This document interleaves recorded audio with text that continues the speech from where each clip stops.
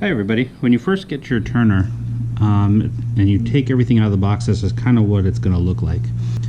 It comes with usually one rod unless you ordered two, one football unless you ordered two rods, a pair of socks, a support for the rod. In here is your box cap. It's very small and fragile, so we wrap it separately. And your motor comes taped down to your stand. It doesn't actually come attached because it could break the stand in shipping. You also get a little paper here that gives you some basics about your turner. Keep in mind these are plastic. If you leave them in extreme heats, like let's say in your car on a hot day, it could warp the plastic. It won't necessarily melt into a puddle, but you know, the legs of this or the another piece may slightly bend and be out of shape. Same with the rods.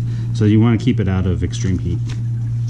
In the box there's also a final assembly guide. It's a step-by-step instruction set. Basically the same thing that we're going to do on this video.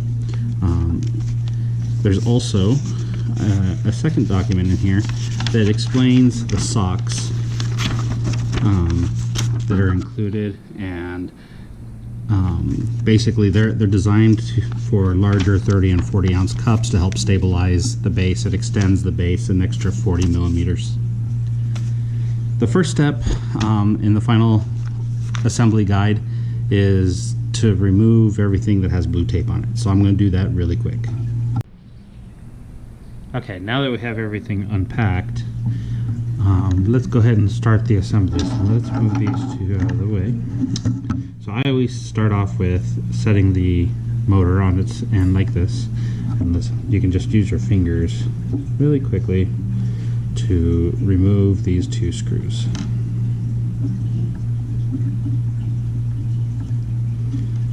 And just set them aside for a minute. The next step is to actually attach the motor to the stand, and it pops right in the hole. You can see it's nice and flush. If you look into the holes, you'll kind of see if you can line up those screw holes again. They should go right in the middle of the two openings, just about. And then we can take each of these screws and start screwing them back in. I always start off with just putting it in with my fingers, and of course I have big fingers, so it's a challenge, but there we go. Now you don't want to over tighten these. If you over tighten these, they can actually stop the motor from spinning. I think the pressure on the metal to the plastic actually binds up the turning mechanism of the motor.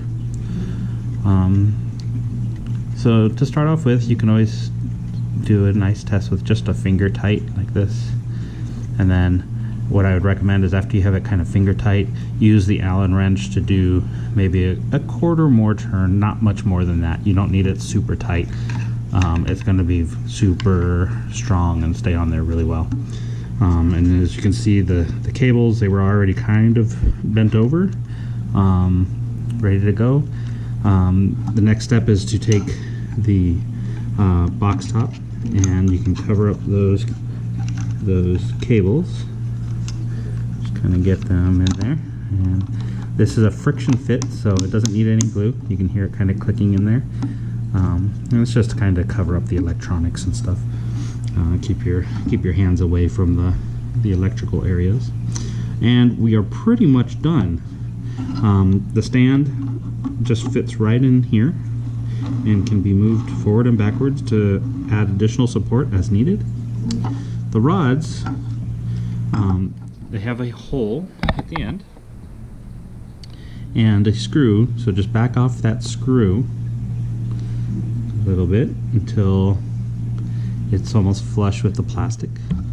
And if you look at the front of the motor, you can see there's this little flat spot right here. that's kind of where you want to put the screw. So the screw, you'll kind of just push it on. The first time maybe slightly tight, just because the plastic is prints to be a very tight fit. Back this off a little bit more, and there you go, nice and tight. Then just use your Allen wrench to give this a nice tight squeeze. The screw is gonna tighten around that flat area and make it a nice flush connection so that the rod will turn with the motor. Now we are pretty much done. All we have to do is plug it in, turn the knob to turn it on, and watch it spin.